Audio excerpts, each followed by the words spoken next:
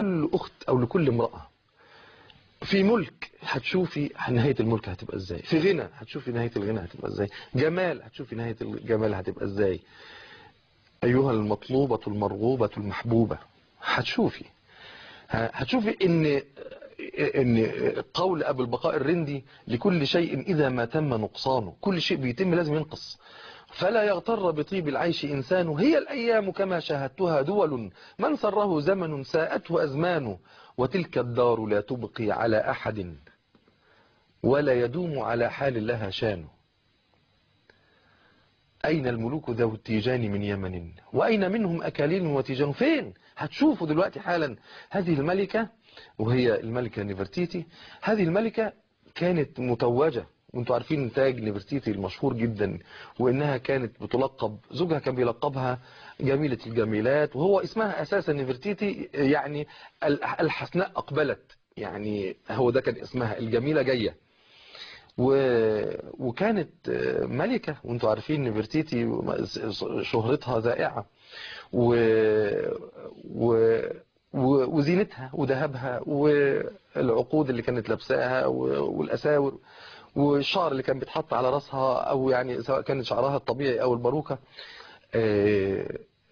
تعالوا نشوف كل هذا الملك أدى لإيه وانتهى إلى إيه، عشان كل واحدة فينا، كل واحدة فأخواتنا تسأل نفسها أين أنا غدا، فأخته أين أنت غدا. تعالي نشوف.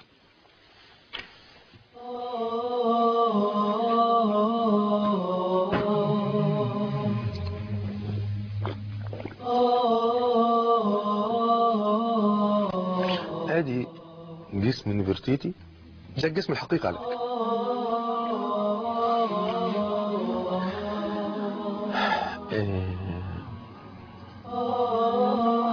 لكن ازاي اصبح كده؟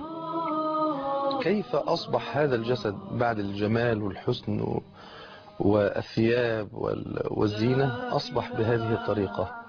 عظام نخرة في قبر وحيدة. إلا الله لا إله إلا الله، ما لنا رب سوى لا إله إلا الله لا. شو ده القصر اللي المفروض كانت عايشة فيه، ودي بقاياه طبعا موجودة في تل العمارنة في مصر. شو قد ايه مباني عالية وأعمدة ضخمة. شوف القصر على قوته وجماله وارتفاعه. وطبعا للأسف الشديد كانوا بيعبدوا آلهة من دون الله عز وجل وتماثيل. شوفوا أعمدة القصر، شوفوا قد إيه عالية، شوفوا قد إيه كبيرة، وده المكان. شوفوا حجم القصر الواحد، شوفوا حجمه قد إيه ضخم. ربنا الهادي الودود فضله ملء. وده تمثال زوجها، والمسؤول زوجها كان أخوها في نفس الوقت، كان اسمه إخناتون. ربنا الهادي الودود طيب فضله ملء الوجود. هذه هي نفرتيتي طبعا منقوشة علشان نشوف العظمة يعني والأبهة اللي كانت عايشة فيها. ملكة متوجة لها قصور ومنحوت صورها على الجدران، ولكن يا ترى هي فين دلوقتي؟ هي في المكان ده اللي بيشيلوا منه هذه الحجارة.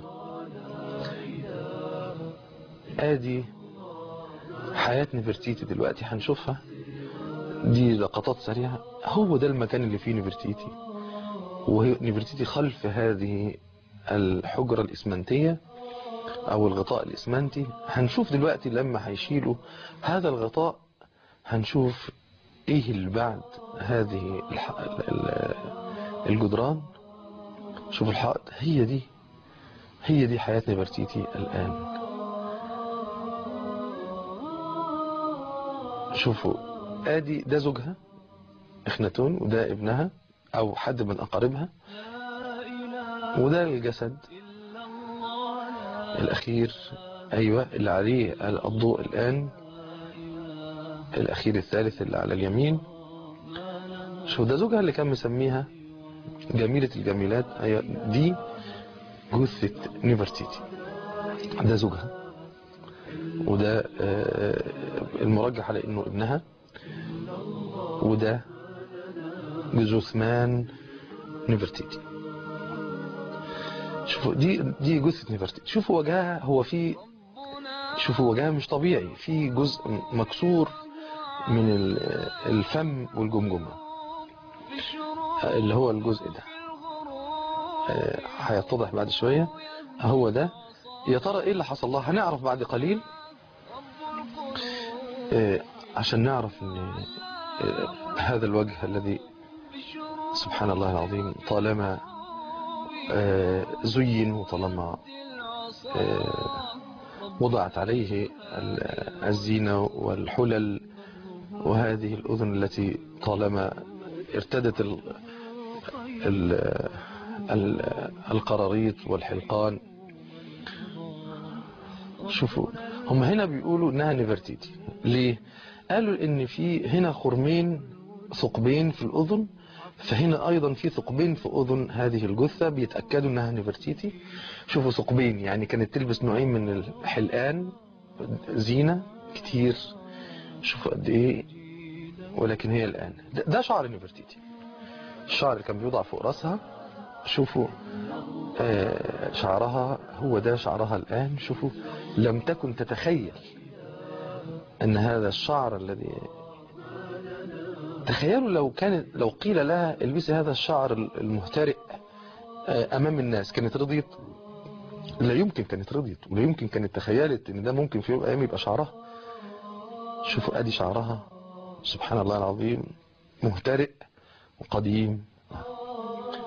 وهذا الوجه الذي طالما ابتسمت فيه الوجوه، وطالما حملقت فيه الابصار، طالما أعجبت به النفوس وأقبلت عليه القلوب. شوفوا ثلاثة نايمين جنب بعض. هو ده اللي سماها بقى جميلة الجميلات، وكان مسميها السيدة العظمى، وكان مسميها الحبيبة الأولى، وكان مسميها أسماء كتيرة جدا، يجي 5-6 أسماء موجودة في كتب التاريخ. شوفوا الثلاثة نايمين جنب بعض سبحان الله العظيم. فعلا كما قال تعالى: ما أغنى عني مالية، هلك عني سلطانية، ولا ينفع خليل خليلة. وهنا يعني شوفوا: يوم يفر المرء من أخيه وأمه وأبيه وصاحبته وبنيه، لكل امرئ منهم يومئذ شأن يغنيه. الثلاثة جنب بعض، وشوفوا ده الممر، شوفوا بعد القصور